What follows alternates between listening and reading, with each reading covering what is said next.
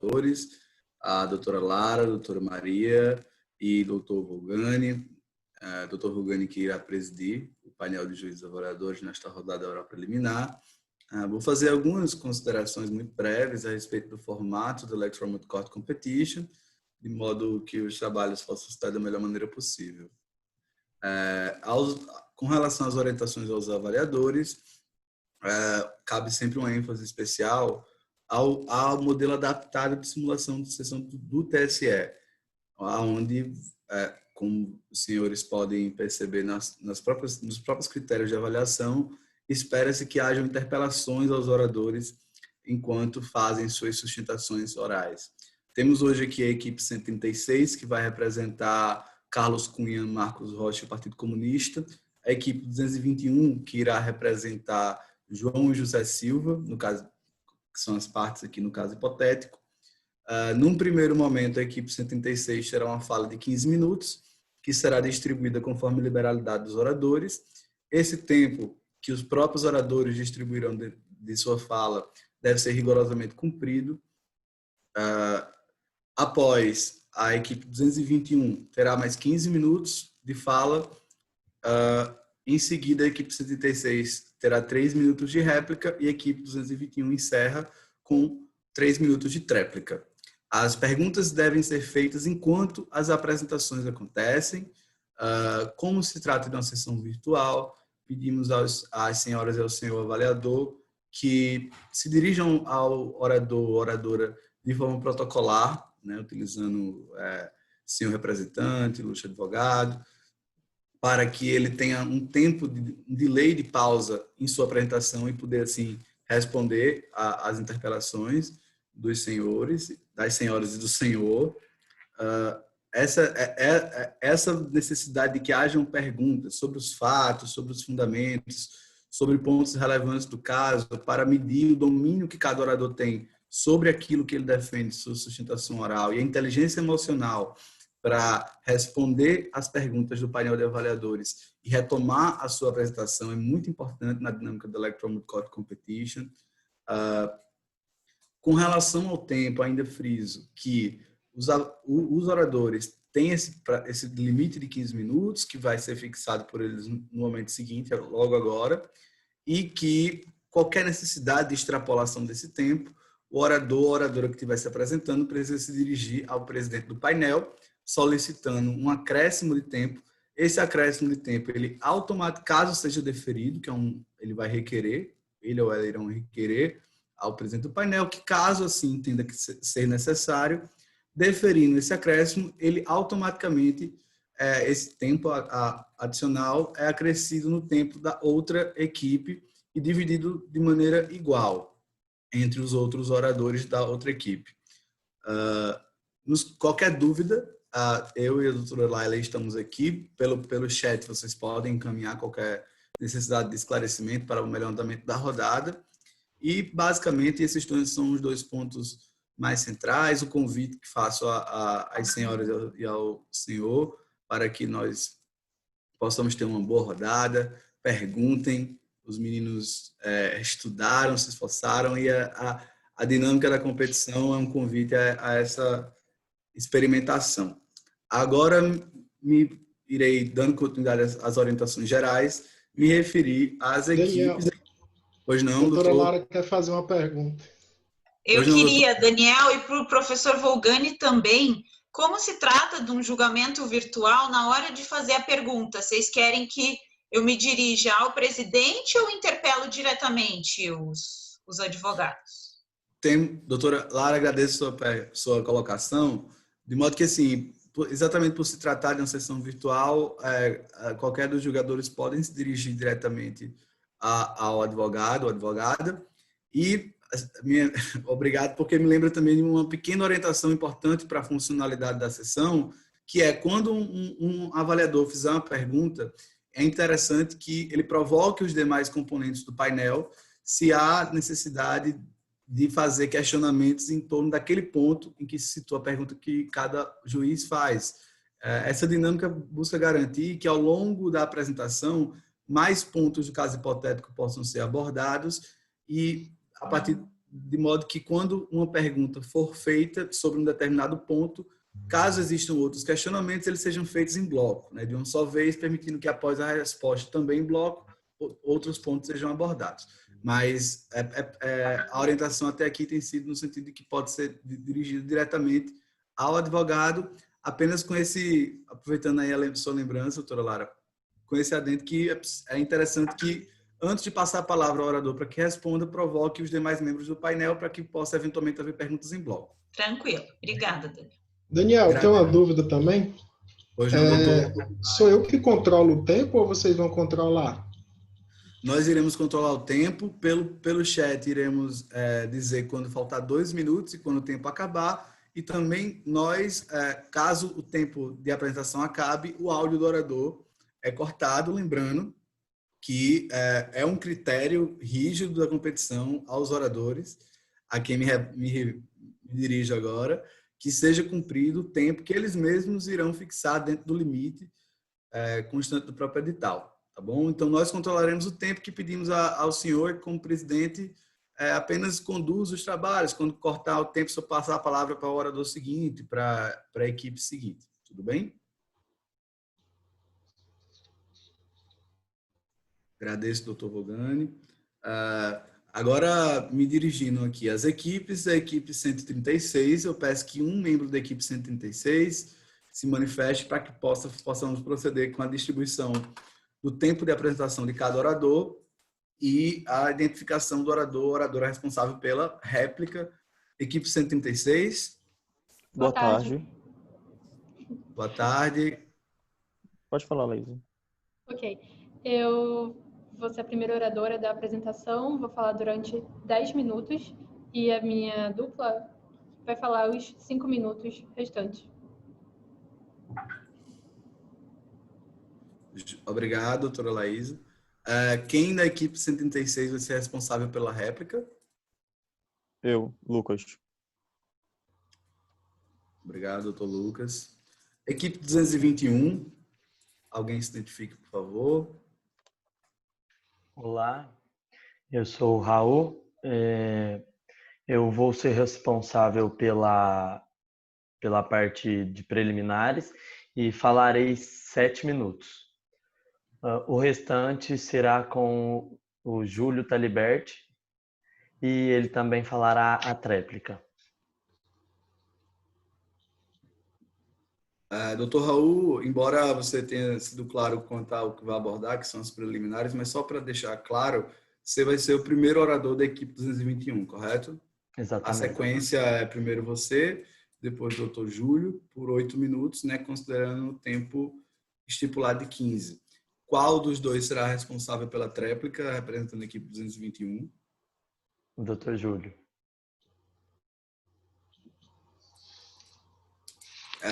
Enfatizo aos competidores que Electromotive Court Competition é uma experiência de aprendizagem. Peço que vocês fiquem tranquilos. A preparação de vocês já é absolutamente satisfatória. Vocês já não se trata de provar algo. Então, apenas absorvam o máximo da experiência, ficando tranquilos e colocando aqui o seu trabalho. Espero que os juízes façam boas perguntas, bons questionamentos a vocês, que vocês com muita tranquilidade possam responder esses questionamentos. Ainda como uma última orientação, antes de passar a palavra ao doutor Vogani, que vai iniciar os trabalhos na condução da rodada oral, enfatizo que vocês estão simulando aqui uma sessão perante uma corte, não é? Então, mantenham uma postura sempre protocolar com relação aos juízes, também de forma protocolar respondam aos eventuais questionamentos e tenham cautela com o tempo que vocês mesmos já limitaram, ele tem que ser rigorosamente cumprido. Caso precisem de tempo adicional, ao finalzinho ali da fala, se tiver algum ponto inconcluso, se dirijam ao presidente do painel, doutor Vogani, solicitando esse tempo adicional que ele vai deferir conforme o juízo de oportunidade e conveniência. Tudo bem? Parabéns a todos vocês. Fico muito feliz em nome de toda a comissão organizadora. Agradeço aos competidores e, em nome de toda a comissão organizadora, agradeço aqui também ao nosso painel de juízes e juiz avaliador. É uma honra estar aqui nessa tarde com vocês. Passo agora a palavra ao doutor Vogani para que se inicie a rodada entre a equipe 136 e 221, na Electromotive Court Competition. Muito obrigado, tenham uma boa rodada. Parabéns desde já. Muito obrigado. Boa tarde a todos. Boa tarde, senhoras ministras. Boa tarde, senhores advogados. Eu chamo a pauta, processo número tal de Carlos Cunha, PCdoB e Marcos Rocha contra João Silva e José Silva. Pode se aproximar da tribuna, doutora Laíse Reis. Boa tarde. Antes de iniciar a exposição, gostaria primeiro de saber se vocês estão conseguindo me ouvir bem. Ok. Dito isso, gostaria de cumprimentar também o excelentíssimo ministro, relator, presidente do tribunal, figura na qual também cumprimento toda a comissão organizadora e avaliadora, assim como os ilustres advogados da outra parte. Como já foi dito, eu sou representante do escritório Pinheiro e Cunha, que está fazendo a representação de Marcos Rocha, de Carlos Cunha e do Partido Comunista em 3 ações que foram ajuizadas contra os irmãos Silva, junto com o Ministério Público também, somados, deram 4 ações, que foram julgadas em conjunto pelo Tribunal ACO, Tribunal Regional Eleitoral do Paraná, que os condenou por propaganda antecipada em razão de excesso de despesa na campanha, propaganda massiva na pré-campanha, abuso de poder econômico em razão dos gastos na pré-campanha também e uso indevido de meios de comunicação por disparos de mensagens em massa. No entanto, o Tribunal Regional não conheceu o pedido de captação ilícita de sufrágio feito especificamente por João Silva em seu restaurante, em razão de ter entendido pela necessidade de litisconsórcio obrigatório passivo com o gerente do restaurante do qual é proprietário, chamado Pedro Almeida, que não houve. Assim como entendeu pela ilicitude das gravações ambientais que foram feitas para comprovar a conduta. E a partir daí que existe um interesse recursal da presente demanda. Em primeiro lugar, gostaria de ressaltar, em relação já aos fundamentos jurídicos, que a licitude das gravações foi comprovada pela Suprema Corte já em 2009, pelo RE 583-937, que foi reconhecido em sede de repercussão geral, que fixou a tese que são lícitas as gravações ambientais realizadas em ambientes privados com desconhecimento da outra parte, o que significa que não é necessário que seja feita a prévia autorização judicial. Ademais, essa tese foi utilizada pelo TSE a partir das eleições de 2016 e seguintes, ou seja, não há que se falar em ilicitude das gravações, pois o próprio TSE já se pronunciou sobre o assunto por meio do RE 408/98, que fixou esse entendimento, mas esse não foi um entendimento isolado, pois também aplicou para as eleições seguintes, como diz o próprio INTERO-TO, que diz que esse é o momento de mudar a jurisprudência, que já foi alterada diversas vezes. Doutora Laíse. Sim. Acerca da gravação ambiental, não teria feito a Suprema Corte uma distinção entre ambientes privados e locais onde são exercidas as atividades profissionais, e então teríamos uma certa dificuldade no acesso à gravação realizada dentro do escritório do restaurante? Eu pergunto se minhas colegas ministras gostariam de fazer alguma pergunta acerca da gravação ambiental. Eu estou satisfeita por enquanto, presidente. Obrigada. Também, eu aguardo a resposta à sua pergunta. Okay. Na realidade, não houve essa posição. O que foi feito foi a diferenciação entre interceptação ambiental e gravação ambiental. A interceptação ambiental ocorre quando nenhum dos interlocutores sabe que estão sendo gravados. Já a gravação ambiental ocorre quando um dos interlocutores grava uma conversa que está tendo com outra pessoa e a outra pessoa não conhece ou conhece. A interceptação ambiental é realmente vedada e só pode ocorrer com prévia autorização judicial, se for em um local privado ou mesmo público, já que se trata da intimidade de terceiros. Mas a gravação ambiental não tem essa mesma proteção. senhor quer que eu continue falando sobre o assunto?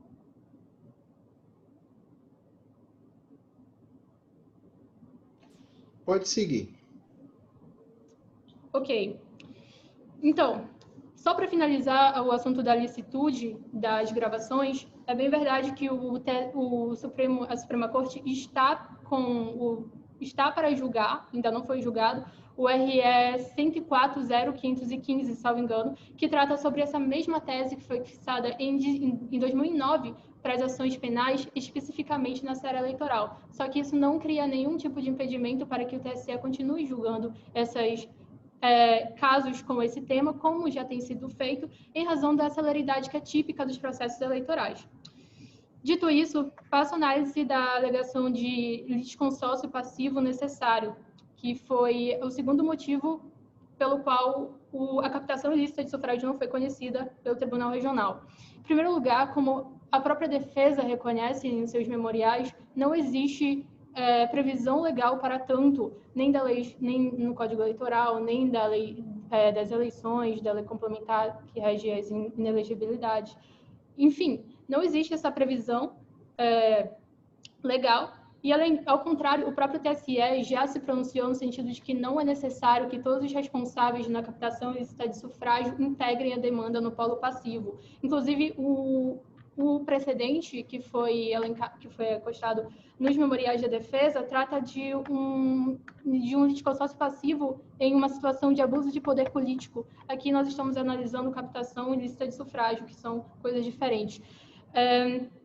Ademais, mesmo que houvesse esse vício que não há, pois é um litisconsórcio eventual, já que o Pedro Almeida, o gerente do restaurante, pode responder em outra demanda sem nenhum problema, não foi oportunizado para a parte que ajuizou a ação, a parte autora, a emenda da petição inicial para que pudesse propor novamente a ação com vício sanado. A petição não foi indeferida, pois não houve vício, e também não foi oportunizada a emenda. Por fim, gostaria apenas de ressaltar que não houve nenhum prejuízo nem à defesa e nem ao processo, e essa ausência de prejuízo significa ausência de nulidade, conforme o próprio Código Eleitoral no seu artigo 219. Doutora Laís, me vem uma dúvida em mente acerca do litisconsórcio passivo em seara de abuso de poder, especialmente abuso de poder econômico, que nos aproximaria até, talvez, um pouco dessa questão da captação ilícita de sufrágio. A gente não teria a dispensa do litisconsórcio apenas no caso em que o suposto litisconsorte atuasse como longa-manos do agente? Eu pergunto até se minhas colegas ministras têm alguma demanda acerca do tema do litisconsórcio. Não, do litisconsórcio não. Obrigada. Excelência, muito obrigada pela pergunta. Em relação ao assunto, na minha pesquisa, eu verifiquei que o litisconsórcio passivo é necessário quando envolve agentes públicos. Quando envolve agentes públicos que são mandatários da captação ilícita, nesse caso seria sim necessário, mas que não é o caso dos autos. Em relação à sua pergunta especificamente, eu não conheço a necessidade de obrigatoriedade desse litisconsórcio, no caso em que o senhor explicou. Tudo bem? Ok. Eu só gostaria, passado esses pontos que nós estamos falando como recorrentes, abordar alguns outros tópicos já na situação de recorridos. O primeiro tópico é em relação à legitimidade do Partido Comunista para poder propor a AIME em face dos irmãos perante o TSE, que foi alegado que não há essa legitimidade ativa em razão de que o Partido Comunista fazia parte da mesma coligação que os irmãos durante o período eleitoral. É interessante observar essa afirmação, porque, como foi dito, foi durante o período eleitoral. A AIME foi ajuizada após o período eleitoral, que é marcado pela diplomação dos candidatos, então, candidatos que foram eleitos. A partir desse momento, existe a extinção das coligações e os partidos voltam a poder agir isoladamente. Isso foi entendido pelo TSE por meio do RESP 138, de relatoria da ministra Tereza de Assis, 2015. A partir daí, não houve nenhuma mudança de entendimento. Dito isso, eu gostaria também de passar para o segundo ponto, relacionada à veiculação de mensagens, de disparo de mensagens em massa, com informação falsa, manipulada, enfim, de conteúdo questionável pelos eleitores dos candidatos. É bem verdade que não existe comprovação de que essa veiculação de mensagens foi feita ou foi patrocinada pelos irmãos Silva, mas isso não significa que eles não possam ser condenados pelo uso indevido de meios de comunicação, porque, em primeiro lugar, esses documentos que foram postados pela parte recorrente, ora recorrida também, em relação aos 15 prints, são públicos, são notórios, estão nas redes sociais, no Instagram, WhatsApp, Facebook, Twitter, enfim, eles são públicos, então eles independem de certificação pública, por meio de ata notarial, em primeiro lugar, e em segundo, isso significa que os réus tinham conhecimento, sim, dessas notícias, afinal de contas... Doutora, a senhora pode me explicar como o conteúdo que se encontra no WhatsApp é público? Bem, ele se torna público a partir do momento que você tira print e compartilha em uma rede social, por exemplo, como é feito com diversas conversas que são realizadas. Mas é bem verdade que, na hipótese que está sendo analisada nos autos, o que foi feito foi principalmente por meio de Instagram e do Facebook. Satisfeito. Para concluir, doutora. Ok, muito obrigada.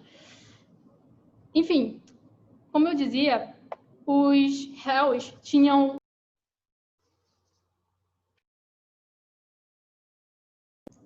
Perdão.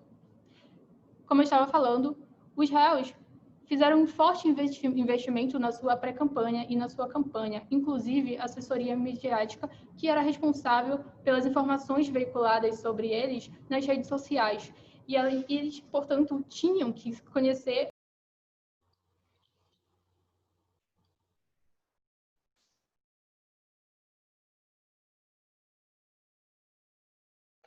Doutor Lucas, por favor, se dirija à tribuna. Excelentíssimo senhor presidente deste tribunal, na pessoa de quem cumprimento as demais ministras, e estendo também um cumprimento aos advogados do senhor João Silva e do senhor José Silva aqui presentes, assim também como cumprimento à organização deste evento. Gostaria de dar continuidade abordando ao abuso de poder econômico cometido pelos candidatos João Silva e José Silva. Primeiramente, gostaria de destacar que, durante o pleito eleitoral, deve-se prezar por uma posição de igualdade entre os candidatos. E essa posição de igualdade é violada na medida que os candidatos cometem ou perpetram abusos, como no caso dos senhores João Silva e do senhor José Silva. Não se discute a posição do senhor João Silva e do senhor José Silva como pessoas que possuem privilégio e influência, mas como eles utilizaram este poder para cometer abuso de poder econômico. Primeiramente, gostaria só de destacar que, mesmo que os recursos utilizados por eles sejam lícitos, a gente deve-se analisar o modo como esses recursos empregados ocasionaram uma espécie de abuso de poder econômico e, como eu citei no início, uma quebra na igualdade entre os participantes do pleito eleitoral. E, no mesmo sentido, este tribunal julgou o recurso ordinário 0601616119, que entendeu nesse mesmo sentido de que, por mais que os recursos sejam lícitos, pode ser configurado o abuso de poder econômico. E quanto às contas dos candidatos que foram aprovadas, mas com ressalvas, por mais que elas tenham sido aprovadas, elas podem ser discutidas. E, no mesmo sentido, já entendeu este tribunal. E gostaria de destacar o RESP 3950, vou citar o RESP daqui a pouco. O RESP 8139, confundi. Que fala a respeito dessa quebra da normalidade do pleito eleitoral. E, no caso em tela, percebe-se que as contas foram apresentadas distorcidas com o intuito até mesmo de fraudar o pleito eleitoral. Então, entendemos que os candidatos João Silva e José Silva cometeram o abuso de poder econômico. Doutor, Ademais... Você pode Sim, me senhor. explicar melhor como contas distorcidas podem fraudar um pleito eleitoral? Eu pergunto se meus colegas ministros têm alguma questão também a respeito das contas. Eu gostaria também que o doutor comentasse sobre os gastos que foram pré-eleitorais, né? Essa questão dos gastos anteriormente à campanha eleitoral. Por favor, doutor, se o senhor puder abordar esse ponto. Excelentes pontos que eu irei abordar agora. Sobre os gastos pré-eleitorais, eu gostaria só de suscitar que durante a pré-campanha, como abordarei à frente, houve uma campanha massiva que eles utilizaram do seu poder de influência até sobre uma rádio para ter 60 minutos a mais do que os demais candidatos. Sobre essa questão especificamente na pré-campanha, só gostaria de destacar que durante a pré-campanha há limites que devem ser seguidos e quanto à questão do senhor presidente, só gostaria de destacar que as contas foram fraudadas, no caso em tela, quando eles apresentaram abaixo do que eles tinham gastado efetivamente. Posso seguir? Quanto à propaganda antecipada, só gostaria de citar que não houve um mero exercício do direito à liberdade de expressão. O que houve, no caso em tela, foi uma espécie de um abuso de direito, haja vista que eles utilizaram o seu poder de influência para, por meio de seus eleitores, pedirem até votos, e eu gostaria de destacar que não cabe o permissivo do artigo 36A da Lei 9.504 de 97, haja vista que mesmo assim o pedido expresso de votos fica configurado a propaganda antecipada, haja vista que poderiam utilizar até palavras mágicas para pedir votos e mesmo assim não violar o artigo 36A. Então a gente entende que houve, em tese, até a violação do espírito do artigo 36A, haja vista que houve a propaganda antecipada mesmo sem o pedido expresso de votos. E gostaria de destacar apenas o RO 0601616119, que fala que a propaganda antecipada massiva, mesmo sem o pedido expresso de votos, pode configurar a propaganda antecipada. E, por fim, peço que o recurso seja conhecido e provido no sentido de considerar as captações, as gravações ambientais lícitas obrigado.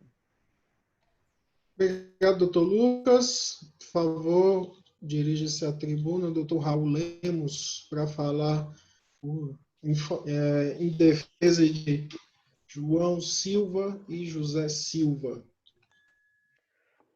Boa tarde, né? Primeiramente, eu gostaria de cumprimentar todas as excelências aqui presentes. Excelentíssimo senhor presidente, excelentíssimo senhora procuradora-geral eleitoral, excelentíssimas ministras e excelentíssimo senhor relator.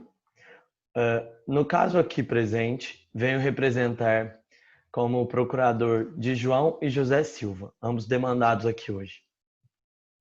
Ministros, primeiramente, gostaria de indagar-vos uma questão principal. Há no processo uma garantia ou trata-se de mero punitivismo? Com essa questão, gostaria de adentrar em nossa sustentação aqui oral e principalmente indagar-vos para que vossas excelências acolham Doutor, todos com os nossos licença, pedidos. quem faz as indagações aqui somos nós. O senhor vai apresentar a defesa. Claro, muito obrigado, doutor, pela explicação. Peço que vossas excelências apenas busquem sanar com todas as análises jurídicas e técnicas as nossas argumentações aqui hoje. Gostaria de, primeiramente, salientar a ilegalidade da reunião das ações presentes, uma vez que o próprio artigo 96b da Lei das Eleições aduz a necessidade de tais fatos serem fatos semelhantes, serem fatos iguais. O que a gente percebeu é que a AIME e a AGE, além disso, elas possuem um rito diferenciado entre elas. Se Vossas Excelências puderem analisar a tabela da página 3 dos nossos memoriais, tal tabela demonstra as diferenciações entre todas as AIMEs e a AGE presentes aqui nesse debate. Bom, Excelências, tenho que dizer-vos que há um prejuízo à defesa à reunião dessas ações. Por isso, nós pugnamos pela nulidade do acordo. Acerca do ponto. Mas a jurisprudência atualizada dessa corte não é no sentido de que é possível a reunião conforme a interpretação do magistrado, independentemente da natureza jurídica das ações. Eu pergunto até para as minhas colegas ministras se elas gostariam de fazer alguma consideração acerca deste ponto do artigo 96b da Lei das Eleições. Pode continuar, doutor. Eu estou satisfeita nesse ponto. Obrigada. Bom, doutor, muito obrigado pela pergunta. E o que a gente encontra, Excelências, é que há a possibilidade de junção das ações se não houver prejuízo à defesa. O que a gente encontra neste caso, no caso em Testilha, é que realmente há um prejuízo devido à grande variedade dos assuntos aqui a ser tratados, principalmente na AGE proposta pelo Ministério Público, que aduz diversos assuntos prejudiciais à defesa. Continuando, se me permitirem, outro ponto relevante em que eu também peço a extinção do processo sem extinção do mérito é que a AGE, ajuizada antes por Carlos Cunha, foi ajuizada antes do período próprio, doutores. A tal AGE foi ajuizada no dia número 2564, consignou que ficou mitigado o artigo 36 da Lei das Eleições, abre aspas, ante a vedação apenas ao pedido explícito de votos. A lei, desta forma, não estabelece um limite para o quanto o candidato, o pré-candidato pode participar. Pode participar de 30, pode participar de 40. Isso não é limitação da lei, não é previsão legal e a decisão foi além daquilo que a lei estabelece. Dessa forma, sem amparo legal, sem amparo jurisprudencial, pugnamos pela reforma desta decisão.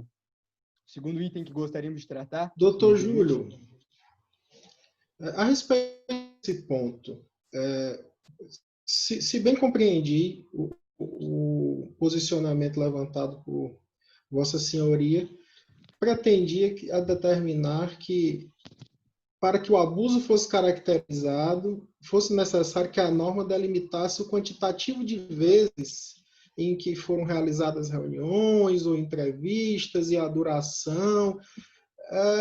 Essa compreensão segue os entendimentos desta corte? Pergunto até se meus colegas ministros têm algum questionamento a respeito do ponto. Não, estou satisfeita, presidente. Obrigada. Eu também aguardo a resposta do representante do recorrido sobre o tema. Excelências, justamente este ponto que eu levanto.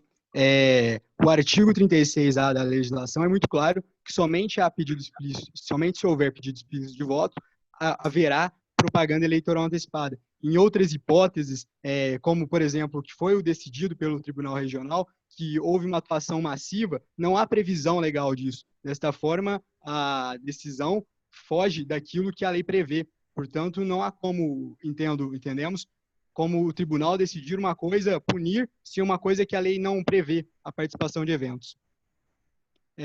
Se me permite prosseguir, falando sobre o abuso de poder econômico, quanto aos gastos na pré-campanha, que foram supostamente excessivos, devemos sim reprimir o abuso de poder econômico em todas suas formas.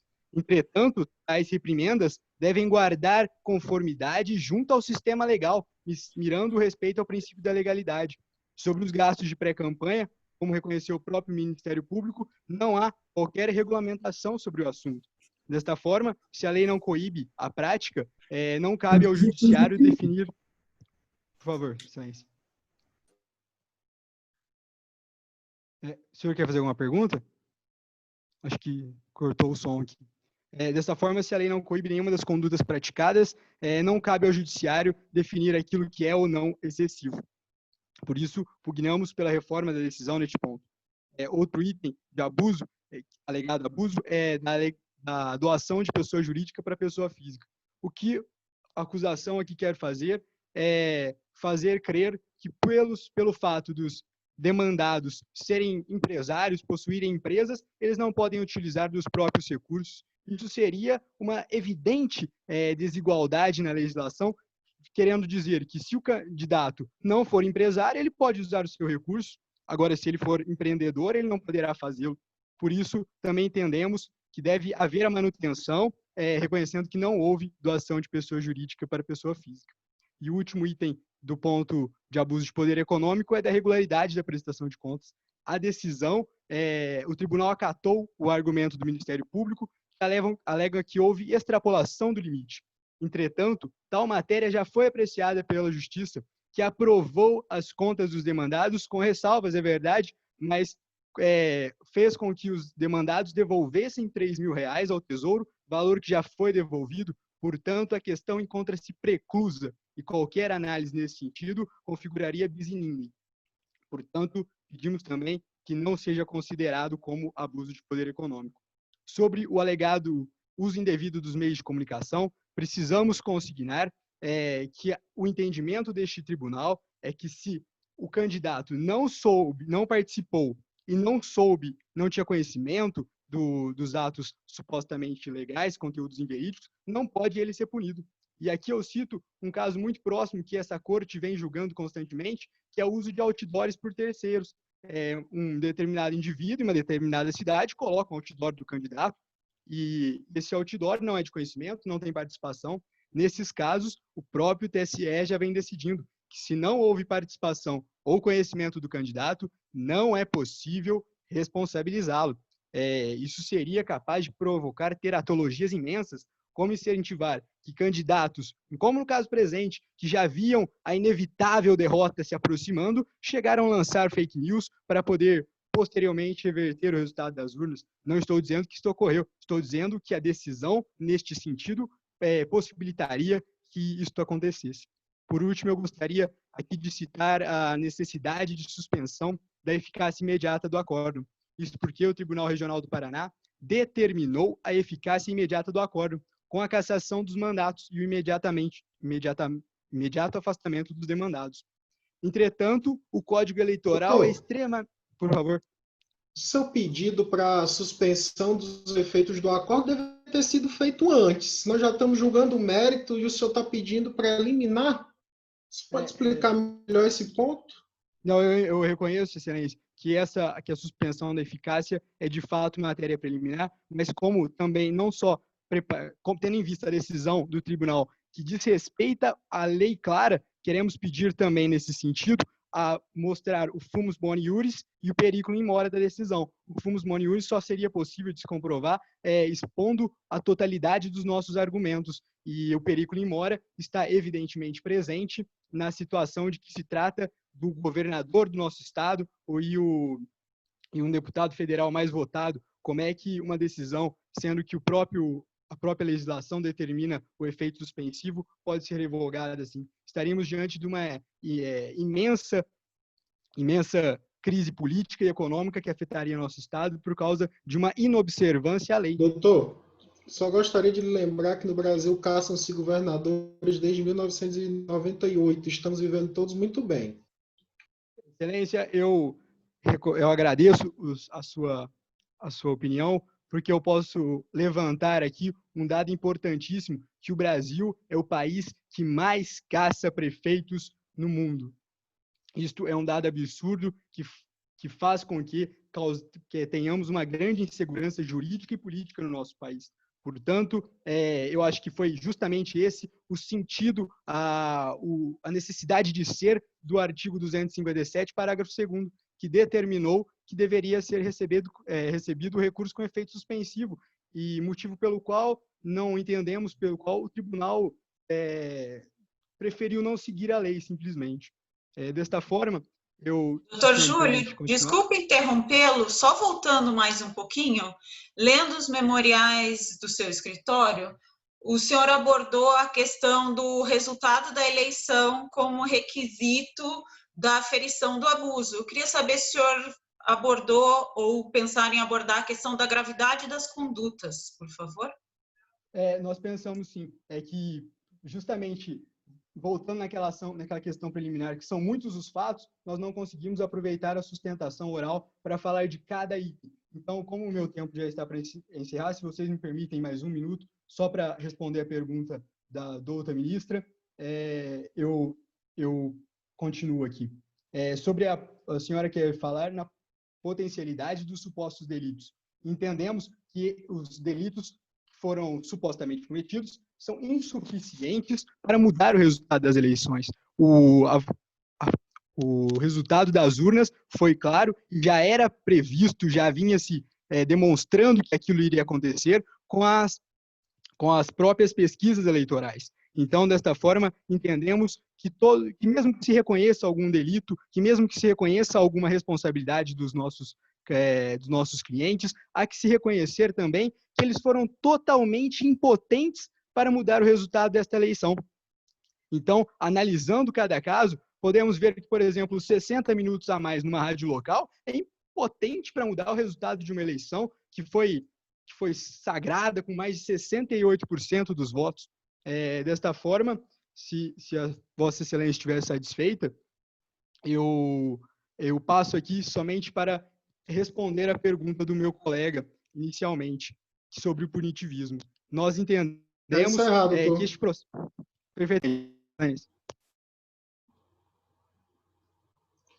Agradeço, doutor Júlio. Peço que, quando for pronunciar-se na tréplica, tenha o cuidado de manipular melhor seu microfone. A ministra Maria Benigno já alertou sobre a qualidade do som. Então, passo a palavra para a réplica do doutor Lucas Vinícius. Obrigado, excelentíssimo. Primeiramente, gostaria de destacar que não estamos debatendo aqui, no caso, se o empresário no Brasil sofre uma discriminação, mas sim o modo como ele emprega os seus recursos no jogo, na seara eleitoral, que pode violar, aqui no caso em tela, violou a posição de igualdade entre os candidatos no jogo eleitoral. E também gostaria de destacar que não cabe suscitar os 68%, uma eleição expressiva, é claro, e também o fato do candidato José Silva ter sido eleito o deputado federal mais votado no Brasil, como escusa para as condutas abusivas durante o jogo eleitoral.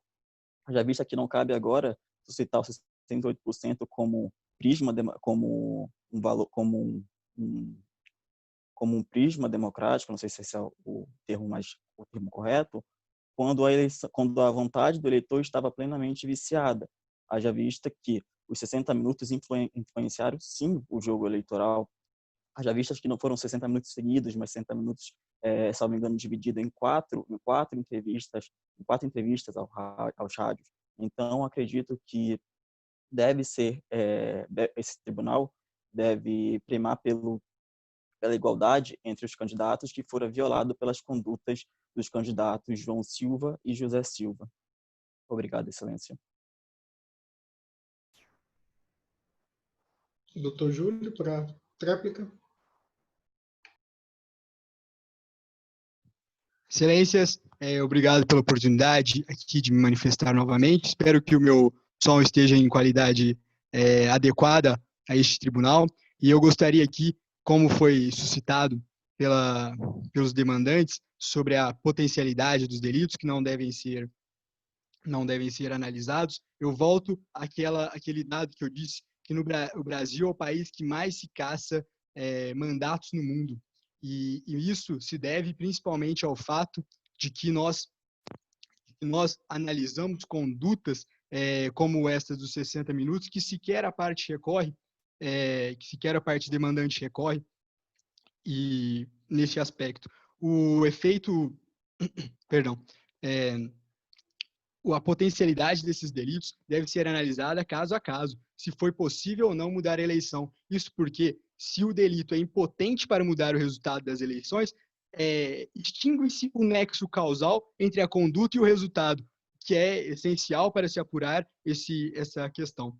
E, desta forma, eu entendo que a potencialidade dos delitos deve ser levada em conta para que esta corte julgue ou não pela cassação dos mandatos. E se estiverem satisfeitos os ministros, entendo por encerrada a sustentação. Consulto as senhoras ministras se desejam fazer mais alguma observação, pergunta ou outra manifestação. Não, muito obrigada, presidente. Satisfeita também. Bom, agradecendo as manifestações de todos os alunos, a sessão de 1 hora.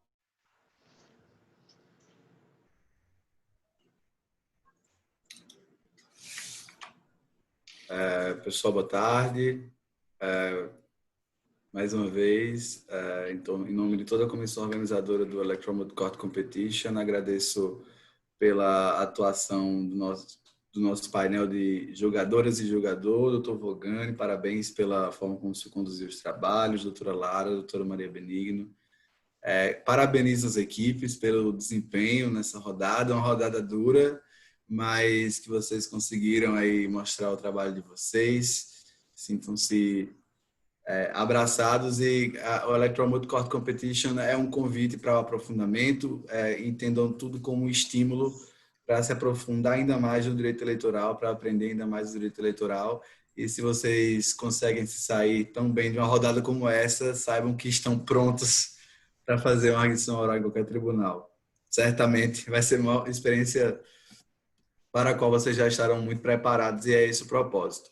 Daniel, eu posso fazer só uma intervenção e agradecer e parabenizar, claro, agora que a sessão está encerrada, os nobres advogados pelo uso da tribuna. Tem que ter muita coragem e desenvoltura com as perguntas que foram feitas, com a condução firme do Dr. Vogani.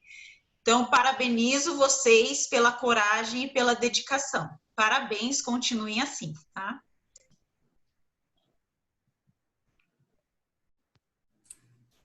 De igual forma, também gostaria de parabenizar a coordenação, a comissão pela organização, mas principalmente destacar a coragem dos participantes e parabenizá-los pela forma como se comportaram diante das perguntas que foram feitas, diante do caso que realmente trazia uma série de pontos que, por si só, dariam uma sustentação oral inteira, mas conseguiram, dentro do tempo que lhes foi dado, apresentar da melhor maneira possível, e todos os 4 de parabéns, gostei muito. Queria agradecer a organização, agradecer as colegas doutora Maria, doutora Lara, e parabenizar vocês. Já coloquei aí, não fique com raiva de mim, eu não sou uma pessoa má, mas precisamos fazer a avaliação mais rígida possível. E eu digo para vocês que é realmente terrível você poder falar de tantas coisas tão complexas no espaço de tempo muito curto. 15 minutos é muito pouco para falar sobre coisas tão complexas, e vocês se saíram muito bem. Parabéns. Agradeço mais uma vez aí pelas palavras do nosso painel de avaliadores. Como foi muito bem dito, certamente vocês estão... que essa competição, né, que essa Moot Court sirva para forjar profissionais tão incríveis como vocês demonstraram já ser, né? Já existe uma capacidade muito evidente na apresentação de vocês hoje. Vocês só têm motivos para terem orgulho do trabalho que desempenharam, um trabalho que é muito maior que os 15 minutos de fala, e é esse trabalho que eu tenho certeza que os avaliadores consideram, que nós da organização do evento também consideramos ser o mais valioso dessa experiência. A Multicorte é essa imersão, né? E agradeço a todos vocês por estarem vivendo essa imersão junto conosco, em nome das entidades organizadoras, da comissão organizadora. Agora passo a palavra ao Dr. Vogani para encerrar os trabalhos, não sem antes lembrar aos nossos avaliadores que preencham as fichas de avaliação até 20 minutos após o fim da rodada, para que a gente possa contabilizar as notas dos competidores. E é isto, muito obrigado a todos, foi uma rodada incrível. Parabéns, Dr. Vogani, pela forma como o senhor conduziu a rodada. Eu, como Multicorte, estava aqui revivendo um pouco minhas experiências passadas, porque a Multicorte é uma experiência muito mais dura que a primeira sustentação oral em um tribunal, tenho certeza disso. Você vai fazer a arguição oral no tribunal com muito mais tranquilidade. Então, esse aprendizado vocês já ganharam e espero que outros mais venham por aí. Dr. Vogani, o senhor tem a palavra para encerrar os trabalhos. Mais uma vez, muito obrigado. Muito obrigado, doutora Lara, doutora Maria Benigno. Parabéns pelo trabalho. É isto. Boa tarde a todos. Ao tempo em que eu agradeço a todos e parabenizo os participantes, desejo um ótimo final de dia para todos nós e encerro essa sessão.